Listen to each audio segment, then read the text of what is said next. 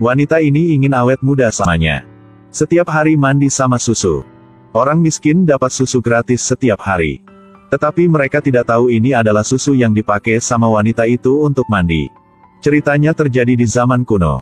Ratu melihat mawar dengan duri mekar di salju putih. Dia mengangkat tangannya untuk menyentuhnya, tetapi tangannya tertusuk duri dan berdarah. Pada saat itu, dia membuat satu keinginan. Dia berharap bayinya akan lahir dengan kulit seputih salju, bibir semerah darah, rambut sehitam eboni. Tidak lama kemudian, sang ratu melahirkan seorang bayi perempuan. Itu putih salju. Putri diberi dari Tuhan ini dicintai oleh semua orang. Tidak lama, ratu meninggal. Di saat raja patah hati, tentara misterius mengobarkan perang. Lalu raja bertempur dengan gagah berani. Tentara itu sepertinya terbuat dari keramik. Raja dengan cepat menang. Dari kerumunan, dia melihat seorang wanita bernama Ravenna. Raja tertarik dengan kecantikan wanita itu. Tidak lama setelah itu, Ravenna menjadi ratu baru. Tak disangka di malam pernikahan pertama, sang ratu mengeluarkan pisau dan menikam raja sampai mati. Ternyata Ravenna adalah pemimpin pasukan itu. Kastil itu dengan cepat diserang. Ratu memerintahkan bunuh semua orang ada di dalam kastil. Putih salju dipenjara di benteng yang dibentengi. Setelah itu, Ravenna menyatakan dirinya sebagai ratu. Sejak saat itu, semua kota jatuh ke dalam kegelapan. Ratu memerintahkan pembunuhan semua lawan. Ratu percaya bahwa ketika dia memiliki kecantikan abadi, dia akan memiliki segalanya. Setiap hari ratu akan mandi dengan susu. Menyedot daya hidup gadis-gadis muda. Ratu sangat kejam, brutal. Pemberontak akan ditangkap, hatinya hancur dengan tangan ratu sampai mati di tempat. Sang ratu memiliki cermin ajaib yang memberikan kekuatan magisnya. Setiap hari ratu bertanya, cermin yang ada di dinding, siapa di dunia ini yang bisa seindah aku? Di awal setiap hari, cermin ajaib memberikan jawaban yang sama. Adalah Anda, ratu. Anda adalah orang paling cantik di dunia ini. Tapi suatu hari dia bertanya pada cermin lagi. Jawabannya tiba-tiba berubah. Ada seorang gadis yang tumbuh dewasa, dia sangat cantik. Kecantikannya melebihi dari ratu. Jika dia ingin mempertahankan kecantikannya, dia harus memakan hati punya gadis itu. Dan gadis itu adalah salju putih. Gadis pirang ini setelah satu malam menjadi wanita tua. Ternyata karena sang ratu ingin awet muda selamanya. Menggunakan sihir untuk menguras daya hidup punya gadis itu. Setelah cermin ajaib berkata, hati putri salju akan membuat dia awet muda. Jadi dia mengirim adiknya untuk membunuh putri salju. Tanpa diduga, ketika dia melihat keindahan putri salju, dia memiliki pikiran jahat. Saat itu, putri salju tiba-tiba mengambil pisau dari bawah bantalnya dan menikamnya. Lalu lari dari sel. Tapi ada banyak tentara di luar mengejar. Dalam bahaya, dia melompat ke selokan dan lolos dari pengejaran. Tapi jalan keluar dari selokan adalah tebing. Melihat ke bawah tanpa rasa takut, langsung melompat turun. Setelah naik ke tepi, putri salju melihat seekor kuda putih. Dia mengendarainya dan pergi. Tapi tentara masih mengejar. Dia hanya bisa meninggalkan kudanya dan melarikan diri. Ketika melihat putri salju pergi ke hutan hantu, para prajurit ragu-ragu. Hutan ini berisi banyak makhluk aneh. Tidak ada yang masuk bisa keluar. Putri salju ditakuti oleh makhluk aneh dan langsung melarikan diri. Sang ratu marah ketika dia mengetahui bahwa putri salju telah pergi ke hutan hantu. Karena sihirnya tidak berpengaruh padanya. Jadi dia menemukan seseorang yang akrab dengan hutan hantu untuk membantunya. Mereka menemukan seorang pria bernama Erik. Mantan pemburu di hutan hantu itu. Awalnya Erik menolak permintaan dari ratu. Tapi ratu bilang dia akan memberi apa saja. Berjanji untuk menghidupkan kembali istrinya yang sudah meninggal. Dia merindukan istri jadi dia setuju. Jadi mereka pergi ke hutan hitam. Berkat pengalaman dia, Erik sangat cepat menemukan putri salju. Tapi pria ini bukan orang jahat. Dia mengatakan kepada pria bahwa ratu menginginkan hati dia.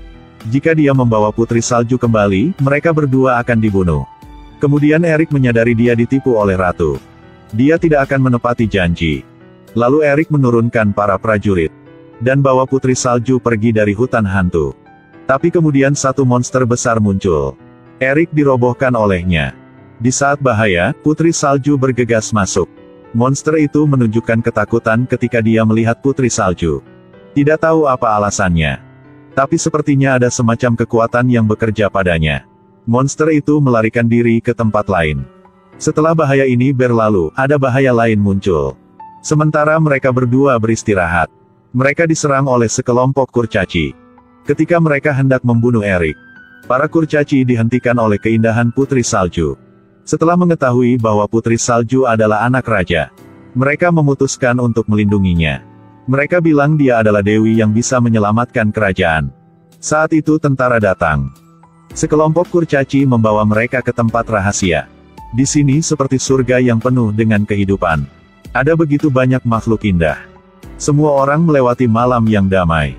Keesokan harinya ketika Putri Salju bangun, dia melihat dua burung bertengger. Kemudian kedua goblin keluar. Di bawah bimbingan para goblin, dia menemukan satir, rusa putih.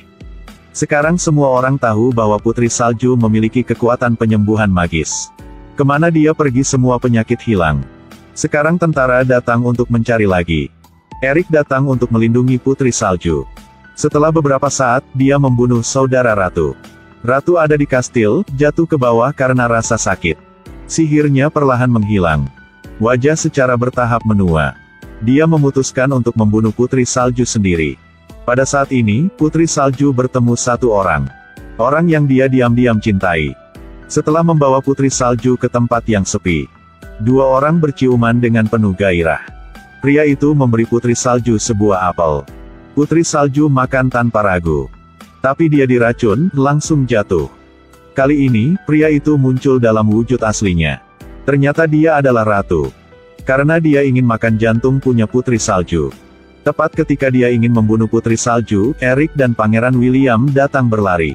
Ratu tahu dia tidak bisa melawan mereka. Berubah menjadi sekawanan gagak dan melarikan diri. Saat itu Putri Salju kena racun, dia langsung pingsan. William sangat menyakitkan. Berikan dia ciuman terakhir. Sayang sekali dia tidak bangun seperti dongeng. Sekarang Ratu terluka. Dia menghisap vitalitas para prajurit, menyembuhkan tubuh di tempat rahasia. Ini adalah orang-orang yang mendukung ayah Putri Salju. Erik yang patah hati memberikan ciuman pada Putri Salju. Tiba-tiba Putri Salju bangun lagi. Semua orang sangat terkejut. Iman mereka menjadi lebih kuat. Putri Salju adalah orang yang memimpin mereka untuk menggulingkan Ratu. Putri Salju mendorong semua orang, meningkatkan kekuatan bertarungnya. Putri Salju dan pasukannya tiba di kastil. Tapi kastil ini dipertahankan dengan baik. Mereka tidak tahu bagaimana cara masuk ke dalam. Putri Salju sekarang mengingat jalan keluar rahasia yang pernah dia lalui. Para kurcaci mendobrak masuk ke pedalaman. Dan buka gerbang bentengi punya kastil. Mengatasi semua rintangan, Putri Salju menemukan Ratu. Ratu lebih kuat sekarang. Gunakan sihir dia. Mengepung para tentara punya Putri Salju. Ketika Ratu mengendalikan Putri Salju, karena sedikit kecerobohan, dia ditikam sampai mati oleh Putri Salju. Wajah dan penampilannya kembali ke bentuk aslinya. Masa kelam kerajaan telah berakhir. Cerita akhir di sini. Putri Salju menjadi ratu baru. Kerajaan ini penuh dengan kehidupan lagi. Semua orang bahagia dan hidup damai. Putri Salju dan Erik saling memandang dengan penuh kasih sayang. Oke, video berakhir di sini. Terima kasih dan sampai jumpa.